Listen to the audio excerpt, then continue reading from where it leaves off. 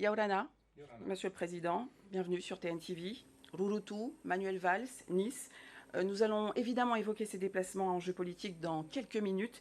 Mais d'abord, cette actualité qui s'est imposée à nous tous ici en Polynésie française, qui nous a tous bouleversés, qui nous empêche de dormir parfois en tant que parents, et qui a provoqué indignation et questionnement, la mort de la petite Hayden. On imagine aussi votre émotion, Président Butterson. Je suis papa de 5 enfants, grand-père de 5 enfants également, dont les derniers ont l'âge de cette petite. Donc oui, c'est beaucoup d'émotions, beaucoup de tristesse, un peu de colère, mais que j'essaie de canaliser parce que je me dis que la colère ne sert à rien. Ce qu'il nous faut, c'est en tant que société réfléchir tous ensemble à comment faire pour que ça ne se reproduise plus. En tant que président, vous êtes quand même assez proche de la population. Oui. Vous avez appelé la famille? Alors j'ai, par l'intermédiaire de la vice-présidente, évidemment, le gouvernement a manifesté toute sa solidarité. C'est un peu compliqué puisque c'est une fillette qui a été extraite de sa famille génétique, qui a été placée en famille d'accueil, donc les parents eux-mêmes ne sont pas réellement... voilà, c'est compliqué. Vous vous êtes entretenu avec la ministre des Solidarités qui s'est d'ailleurs exprimée sur TNTV hier soir. Des créations de postes ont été annoncées. La fragilité de la chaîne sociale était connue, vous en conviendrez. Pourquoi avoir attendu? Alors, c'est un cas sur lequel il faut d'abord... il ne faut pas se précipiter. J'ai lu tout et n'importe quoi sur les réseaux sociaux. Bon, c'est un peu comme d'habitude, on va dire. Mais il faut se garder de porter des jugements hâtifs. Ces enfants étaient placés, puisque c'est une fratrie, ils sont 3, étaient placés depuis des années. De nombreux contrôles par les services sociaux ont été effectués régulièrement. Le dernier date du mois d'avril. Qu'est-ce qui s'est passé ce soir-là? Moi, je ne le sais pas à ce jour. Des enquêtes sont en cours. Les enquêtes sont en cours, il faut attendre tout ça. Maintenant, une fois qu'on a dit ça, qu'est-ce qu'on fait? Alors, les postes au niveau budgétaire, ils sont là. Ils ne sont pas pourvus aujourd'hui pour plusieurs raisons. D'abord, ce sont des métiers difficiles qui n'attirent pas forcément tout le monde. Quand on est assistant social, tous les jours, finalement, son boulot, c'est de rencontrer la misère humaine. C'est pas évident du tout. Donc il faut arriver à susciter plus de vocations. Il y a quelques années, il y avait un centre de formation ici, il a été fermé. Donc nous allons réouvrir les filières de formation à ces métiers parce que c'est essentiel.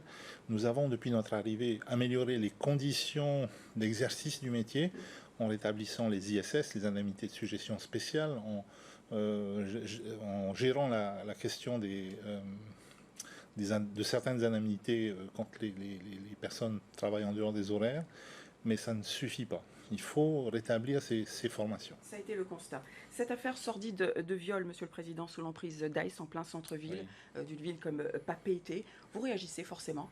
Je réagis d'autant plus que, vous le savez, j'ai fait de l'ICE et mon gouvernement a fait de l'ICE un combat, et vous une avez priorité. nommé un nouveau délégué ministériel voilà, aux addictions et aux violences. Comment il va à fait. s'emparer de ces deux affaires qui sont totalement dans son champ de compétences? Alors, la première, comment dire, le délégué interministériel aux addictions et aux violences, son rôle c'est de faire le lien entre les associations, entre les ministères entre eux, et puis toutes les institutions.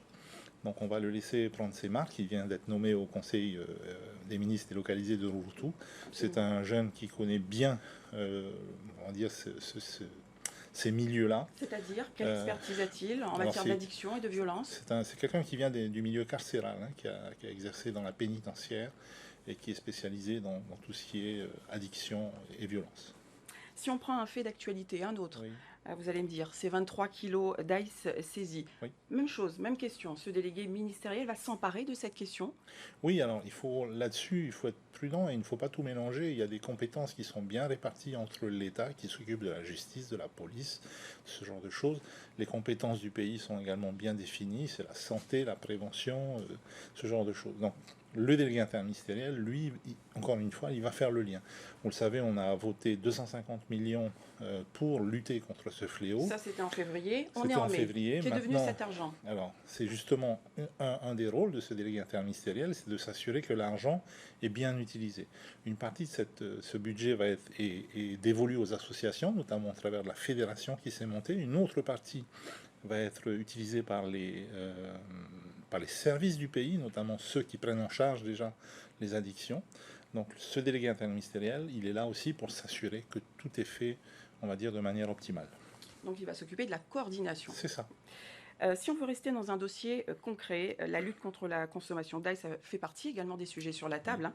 Lors de votre mission à Paris, vous avez échangé à ce sujet avec Manuel Valls. Que faut-il en retenir? Rassuré, prudent? Alors, j'ai échangé avec Manuel Valls et également avec le cabinet du garde des Sceaux, puisque c'est lui qui finalement a la clé des quantums de peine. Je me suis fait l'écho de quasiment tous les élus de Polynésie qui réclament un renforcement du quantum de peine. Votre regard à présent sur le séminaire de décolonisation de l'ONU Oui. au Timor, un prochain séminaire du Comité des 24 en 2027. Vous y croyez? Bah, écoutez, en tout cas, c'est la proposition qu'on a faite. Maintenant, on Le verra. Tapura dit non. C'est pas le Tapura qui décide, c'est le comité des 24. L'État dit non. Ce n'est pas l'État qui décide, c'est le comité des 24. Vous Donc vous on dites oui. attendra.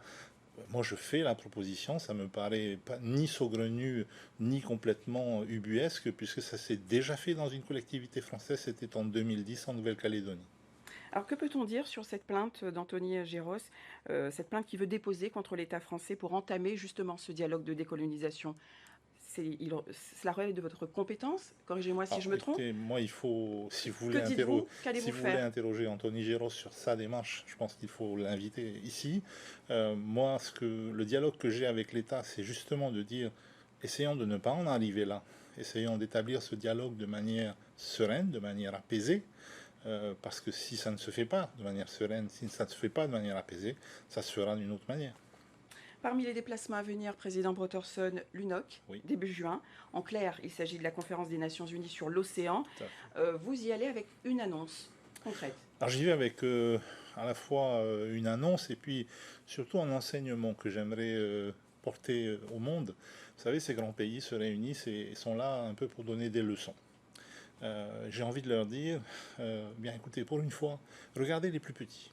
Regardez ce petit pays, ce petit peuple qu'est la Polynésie, de 180 000 habitants, et essayez de capter les enseignements que nous ont laissés nos tupuna, la notion de rahui, toutes ces pratiques ancestrales qui ont fait que nous gérons aujourd'hui mieux notre espace maritime et nos ressources naturelles que bien des grands pays. Pourquoi ce passage de l'aire marine à l'aire protégée?